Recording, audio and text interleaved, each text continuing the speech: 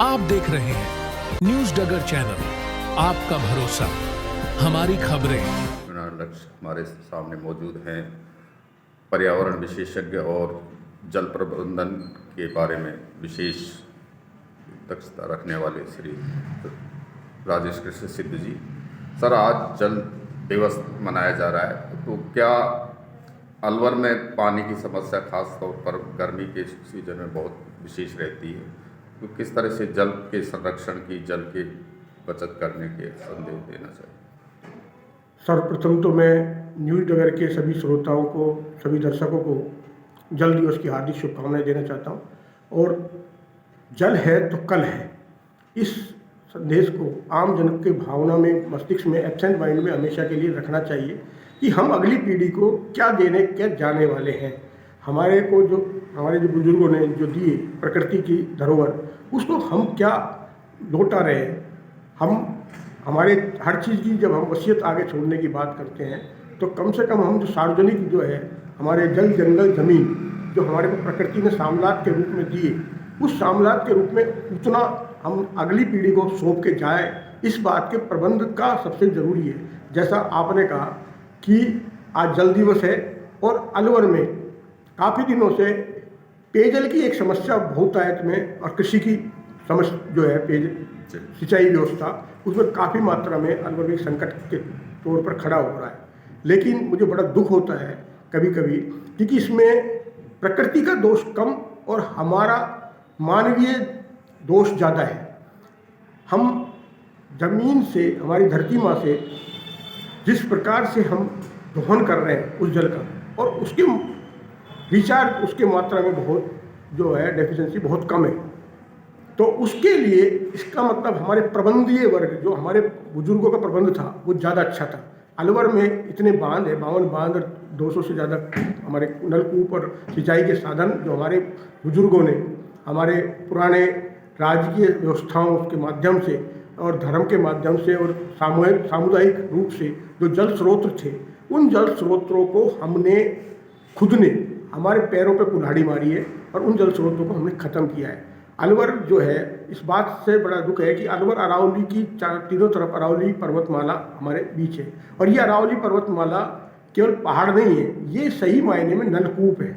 क्योंकि जब हमारी बरसात होती है तो इनमें नलकूपों के रूप में बरसात का पानी, चूँकि ये बोल्डर्स पहाड़ है, इनके बीचों में पानी संचित होता है, और उसके बाद ये पहाड़ उस पानी को हमारे डिस्चार्ज करते हैं, वो आगे जा करके बह करके बांधों के रूप में हमारे संचित करते थे, और बांधों के संचित होने से हमारे भूगर्भ का जो पानी जल है स्रोत, वो बढ़ता था, और उस जल स्रोतों को हमने खुद के पैरों से कुल्हाड़ी मार रही है। हमने बहाव क्षेत्रों को, हमारे जल के बांधों को, बांध की जितनी भी ज़मीनें हैं, उनको हमने खुद ने ख़त्म किया है, उनमें अतिक्रमण करके।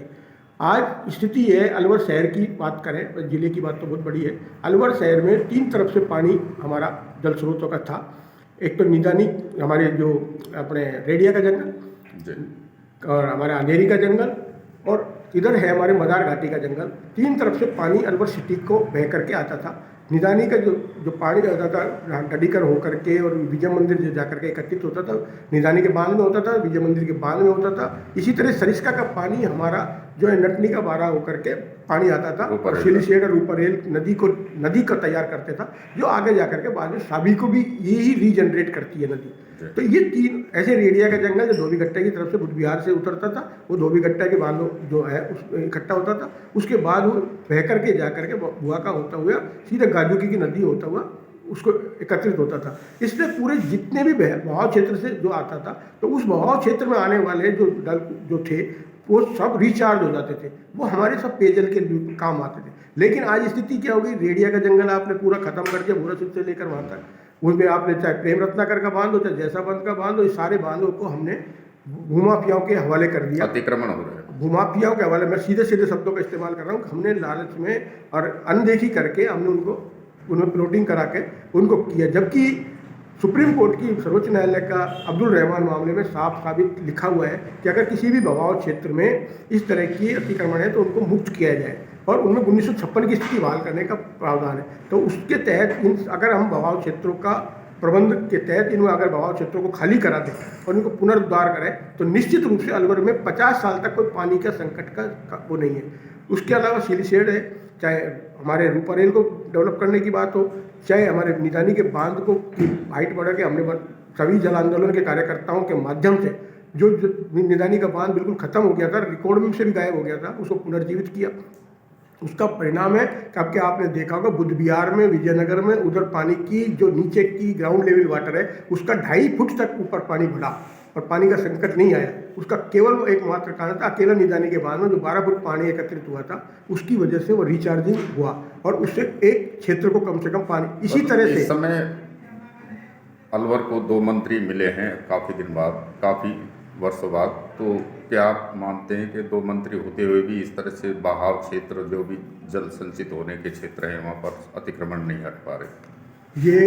एक आपने बढ़िया बात कही है, लेकिन मैं